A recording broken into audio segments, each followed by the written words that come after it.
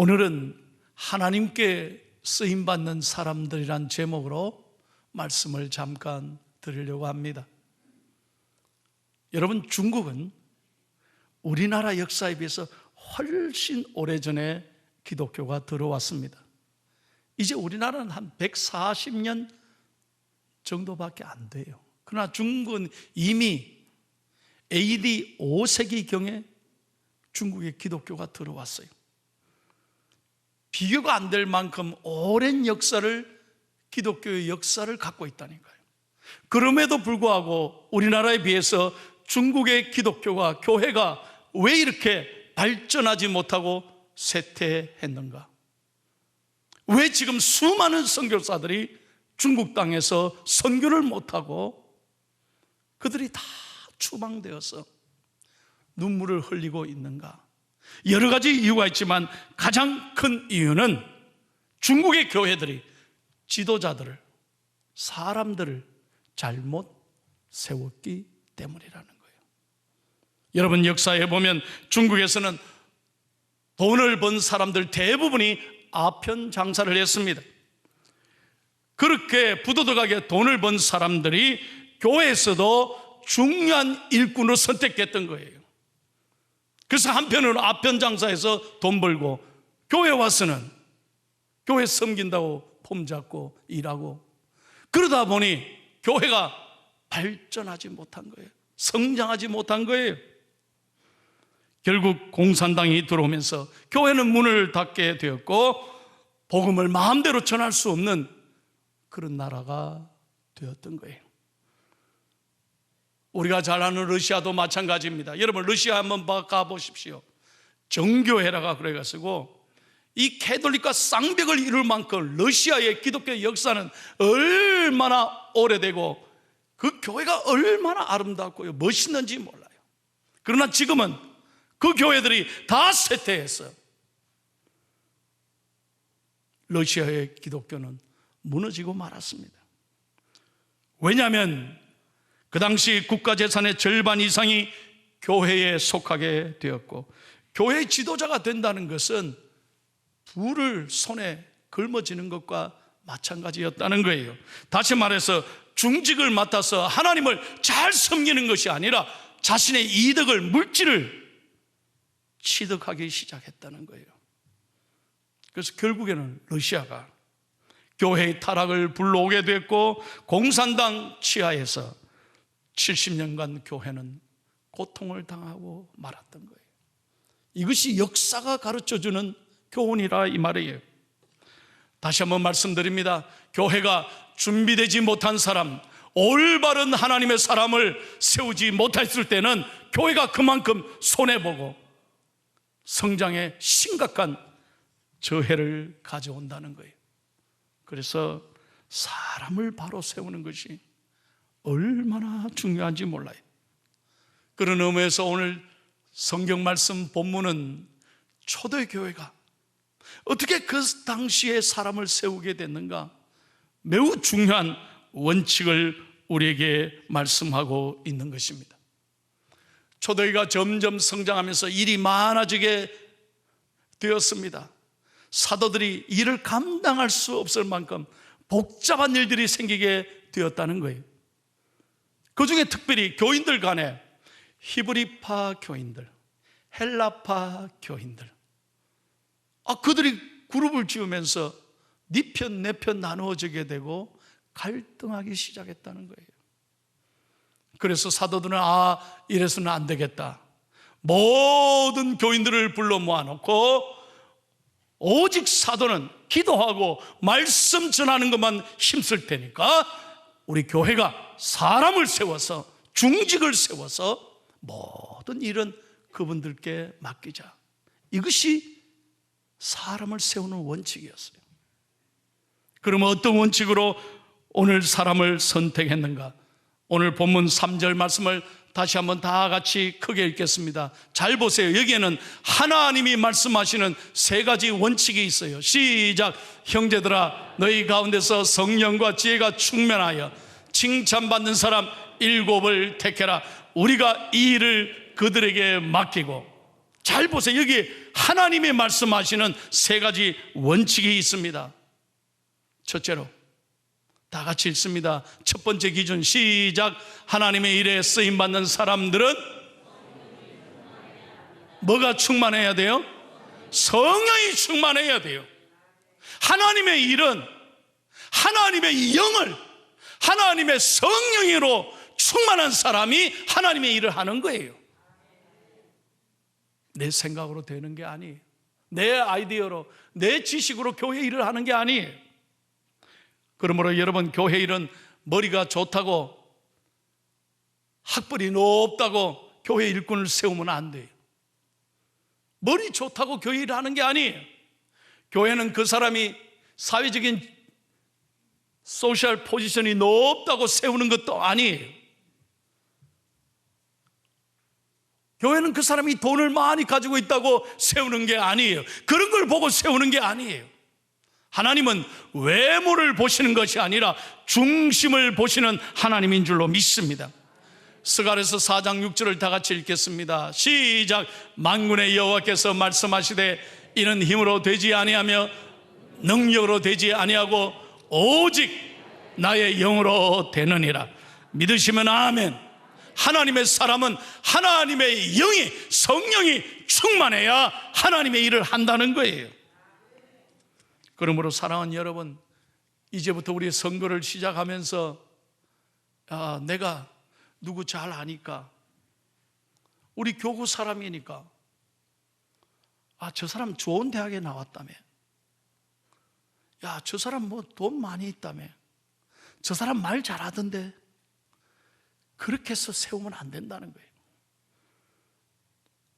여러분, 하나님께서는 무엇보다 성령의 사람을 통해서 하나님의 뜻을 이루어 가는 줄로 믿습니다. 여러분, 미국 교회 부흥의 역사를 잘 보십시오. 저는 이분의 교회를 가보고 얼마나 감동을 받았는지 모릅니다. 이분은 노아이트 무디 목사님입니다. 시카고에, 지금도 시카고에 가면 무디 기념교회가 있습니다. 도시 한복판에 무디 목사님이 목회했던 교회가 있어요.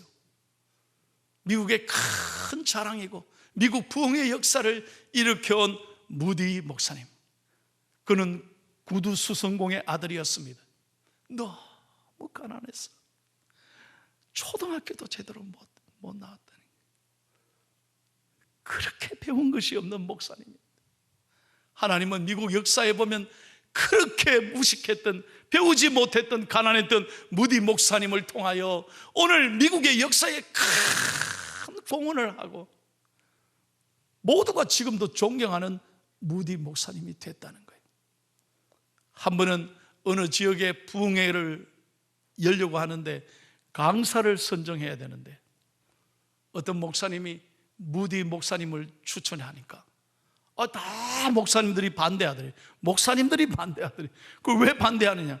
왜 그렇게 배우지도 못한 무디 목사를 우리 동네 연합회 강사로 모시느냐고. 그런 분을 왜 모시느냐고. 왜 강사를 무디 목사님만 고집합니까? 무디 목사님 외에 설교자가 없습니까? 그가 성령을 독점했습니까? 그렇게 따졌더래요. 그러자 존경받는 어른 목사님이 가만히 계시다가 조용히 목사님들에게 이런 말을 했어요. 무디 목사님만 성령을 독점한 것은 아니죠.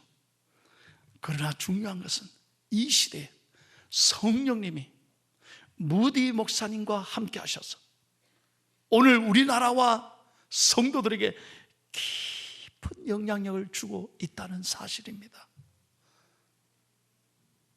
이해가 되십니까?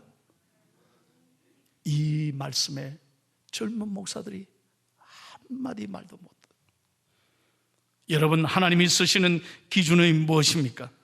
하나님은 지금도 우리를 바라보시되 내가 얼마나 하나님 앞에 믿음으로 서 있는가, 내가 얼마나 성령의 사람인가, 이것이 중요한 기준이 된다는 거예요. 바라기는 우리 교회가 성령의 사람, 하나님의 사람을 잘 세워서 우리 교회가 든든히 세워져 가기를 예수님의 이름으로 축원합니다. 여러분, 성령의 사람은요, 사도 바울이 이런 이야기를 했어요. 갈라디아서 5장 22절 23절에 보면 성령의 사람은 날마다 생활 속에 열매를 맺는 사람이에요. 여러분 보세요. 늘 기도하고 늘 말씀 앞에 무릎 꿇는 사람은 저절로 성령으로 인격이 달라진다는 거예요. 갈라디아서 5장 22절 23절을 다 같이 읽겠습니다. 시작. 오직 성령의 열매는 사랑과 희락과 화평과 오래 참음과 자비와 양선과 충성과 온유와 절제니 이 같은 법을 금지할 법이 없느니라. 잘 보십시오. 성령의 사람의 특징이에요. 성령의 사람은 늘 교인들 간에 사랑이 있습니다. 남을 결코 비난하지 않습니다. 남의 흠을 들추지 않습니다. 생활 속에 희락이 있습니다.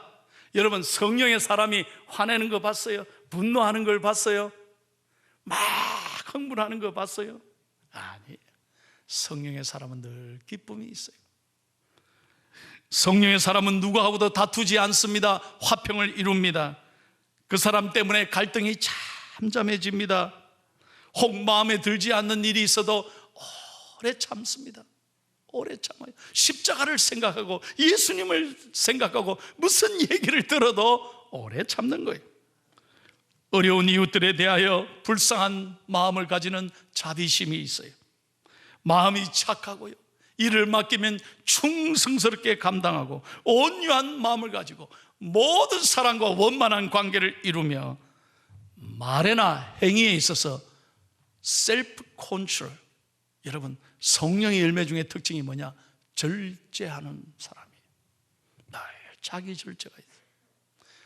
이런 절제하는 사람, 그런 사람을 세워야 하나님께서 크게 영광 받으실 줄로 믿습니다. 두 번째는 어떤 사람입니까? 다 같이 크게요. 시작. 뭐가 충만해요? 지혜가 충만해야 돼요. 여러분, 지식이 아닙니다. 성령의 특징이 뭐냐? 지혜의 영이에요. 여러분, 성령의 사람은 영적 분별력이 있습니다. 늘 말씀으로 무장하고 늘 기도하니까 하나님이 지혜를 주시는 거예요. 여러분, 대학교 아무리 교수고 박사라도 하나님을 알지 못하면요, 얼마나 답답하게 사는지 몰라요. 자기 지식에 갇혀서, 자기 틀의 한계에 빠져서 얼마나 답답하게 사는지 몰라요. 그러나 성령의 사람은 늘 겸손하고 늘 기도하니 하나님이 지혜의 영을 주시는 거예요. 여러분, 신명기 34장 9절을 한번 보십시오. 다 같이 읽겠습니다. 시작. 모세가 눈의 아들 여호수아에게 안수하였으므로 그에게 지혜의 영이 충만하니 이스라엘 자손이 여호와께서 모세에게 명령하신 대로 여호수아의 말을 순종하였더라. 여러분, 모세에 이어서 여호수아가 젊은 나이에 이스라엘을 이끌어갈 때 뭐 얼마나 배웠겠어요? 얼마나 알겠어요? 그런데 지혜의 영이, 성령이 함께 하니까 영적 분별력이 생기는 거예요.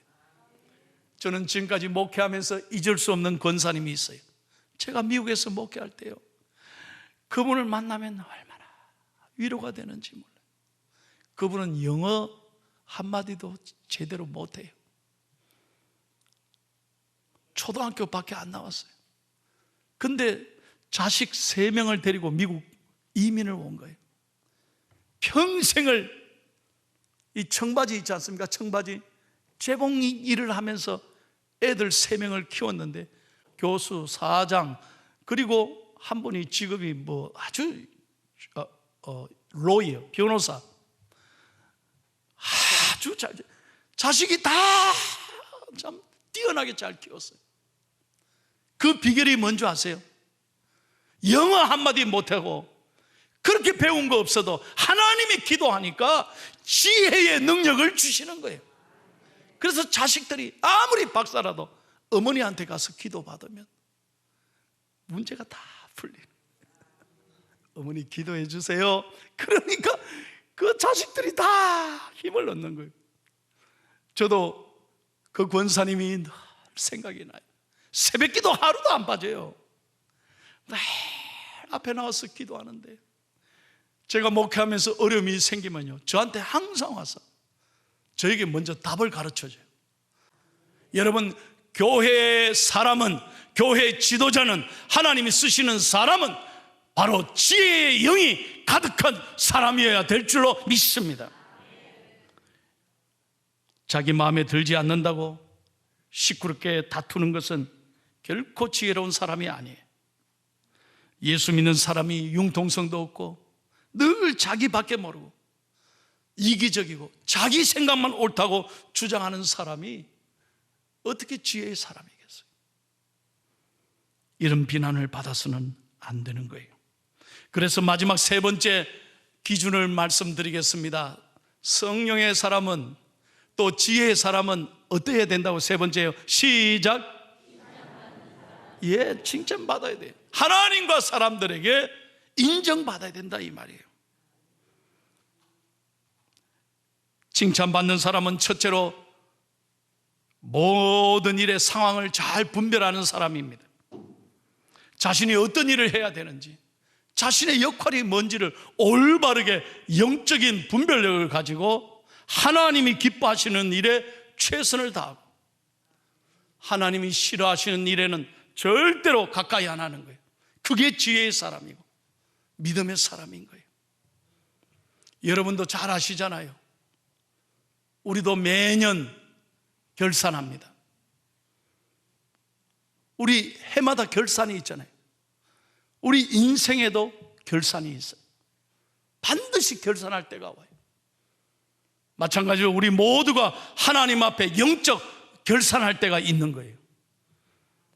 제가 늘 말씀드리지만, 그때는 우리가 다 구원받아서 하나님 앞에 서지만 부끄러운 구원이 있고 상급받고 칭찬받는 구원이 있어요. 그걸 꼭 아셔야 돼요. 오늘 항존직으로 이미 안수받은 여러분들, 자기 자신을 잘 돌아보십시오. 남의 얘기가 아닙니다. 왜 여러분에게 성령의 기름 부으심으로 여러분을 안수했습니까?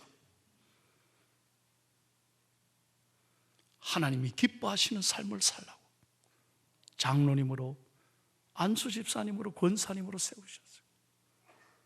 내가 오늘 하나님 앞에 어떻게 서 있는가? 부끄러웠다면 하나님 앞에 회개해야 되죠.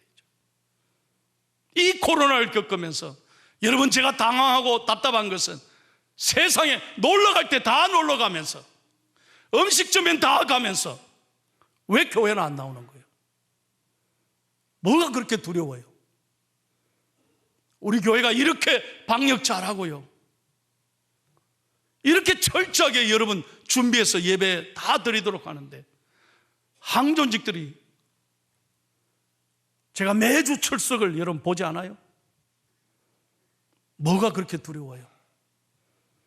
재미있는 곳 놀러 갈 때는 다 풀려서 가더니 이렇게 신앙생활해서 되겠습니까? 이제 코로나 끝나보세요. 저는 걱정이, 온라인으로 예배 드리도록 되더라. 교회 갈 필요 뭐 있노? 이래서 점점 우리 신앙이 합리화하고 영적으로 게을러지는 거예요. 오늘 하나님 앞에 우리가 어떤 영적 분별력을 가지고 과연 내가 하나님과 사람에게 인정받는, 칭찬받는 사람인가 잘 돌아봐야 돼요. 그리고 두 번째는 여러분, 주도적인 사람이어야 합니다. 하나님이 쓰시는 사람은 주도적이어야 된다. 이 말은 무슨 말인가? 자기 마음대로 한다는 뜻이 아닙니다. 책임질 줄 안다는 거예요. 여러분, 항존직은 뭐 하는 사람이냐? 책임질 줄 아는 사람이에요. 왜 기름 부으고 평생을 장로님으로, 권사님으로, 집사님으로 이름을 부릅니까? 폼 잡으라고? 책임지라고 세우는 거예요. 그런데 지난 5년간 교회가 어려웠을 때 책임졌습니까? 어느 자리에 있었습니까? 섬기고 봉사했습니까? 헌금했습니까? 저는 너무나 가슴이 아파요. 교회가 여러분, 모든 직장과 사회가 책임질지를 모를 때 그 사회는 무너지는 거예요. 우리가 지금 여러분 덕분에 챌린지를 하잖아요. 책임지는 사람, 목숨 걸고 희생하는 의료진들, 방역진들, 그들에게 고마워하잖아요. 책임지는 사람이 있기 때문에 코로나19에도 우리가 이렇게 견디고 얼마나 대한민국이 세계 속에 위상이 높아졌잖아요. 사랑하는 여러분, 이제 항존적이 선출되는 이 마당에서 저는 하나님 앞에 간절히 기도합니다. 지난 5년간의 이 아픔을 딛고 이제는 하나님의 사람, 성령의 사람, 칭찬 듣는 사람을 잘 세워서 주여 우리 교회를 통해서 영광 받으시옵소서. 그럴 때 우리 교회가 행복한 교회가 되고 지역사회의 모험이 되고 다시 한번 포항중앙교회라고 하는 자부심을 회복해야 될 줄로 믿습니다. 여러분, 초대교회가 이렇게 하나님의 일꾼들을 잘 세웠을 때 사도들은 행복했어요. 기도와 말씀에 전념할 수 있었어요. 여러분 꼭 기억하십시오. 왜 일꾼을 세웠느냐? 사도들을 돕기 위해서 세운 거예요. 목회자를 협력하라고 교회 일꾼 세우는 거예요. 그런데 목회자를 견제하라고, 목회자를 비난하라고 세우는 게 아니에요. 그런데 오늘날 점점 목회자의 걸림돌이 된다면 얼마나 이 가슴 아픈 일이겠어요. 저는 우리 교회의 항존직들이 우리 교회와 목회자들의 자랑이 되기를 축복합니다. 걸림돌이 아니라 디딤돌이 되어서 제가 목회를 떠나는 날, 참 장로님 때문에, 우리 믿음의 어머니 권사님들 때문에, 열심히 일하시는 우리 안수 집사님 때문에, 제지들 때문에 저는 아무것도 아닌데 제가 행복하게 목회하고 떠납니다. 이런 보고를 하나님께 드렸으면 참 좋겠습니다. 여러분들이 이 교회 마중물이 되시기를 축복합니다. 오늘 선거인 명부에 1번, 2번, 3번 됐다고 우쭐대지 마십시오. 그거 아무것도 아니에요. 폼 잡지 말아요. 여러분들이 잘나서 1번, 2번, 3번이 된 자는 후보, 그거 아무것도 아니에요. 겸손하기를 바라요. 혹시 여러분 선거에 떨어질 수도 있어요. 되면요, 나 같은 사람이 됐다고 감사하고, 떨어지면요 더 감사해야 돼요. 왜? 하나님이 이 다음에 더 준비해서 되라는가 보다. 아멘 좀 크게 하세요. 떨어지면 더 감사해야 돼. 그런데 꼭 마귀가 시험 들게 한다니까. 사랑하는 여러분, 여러분 가운데 섭섭마귀가 들지 않기를 축복합니다. 절대로 인간적인 생각하지 마세요. 교회는 뭐 인기 투표하는 게 아니에요. 하나님의 일을 하고 종을 뽑는 거예요. 그러므로 여러분 기도해야 돼요. 마귀가 역사하지 않도록 성령님이 도우셔서 은혜 가운데 참 좋은 축제가 되어서 초대교회가 부흥된 것처럼 우리 교회가 부흥되기를 축복합니다. 이제 마지막 7절 말씀 읽고 마칩니다. 보세요. 이렇게 사람을 세운 다음에 어떻게 됐어요? 시작. 하나님의 말씀이 점점 왕성하여 예루살렘에 있는 제자의 수가 더 심히 많아지고 허다한 제사장의 무리도 이 도에 복종하니라. 할렐루야. 이 초대교회처럼 우리 교회가 귀한 일꾼들을 세워서 아름답게 부흥해 가시기를 예수님의 이름으로 축원합니다.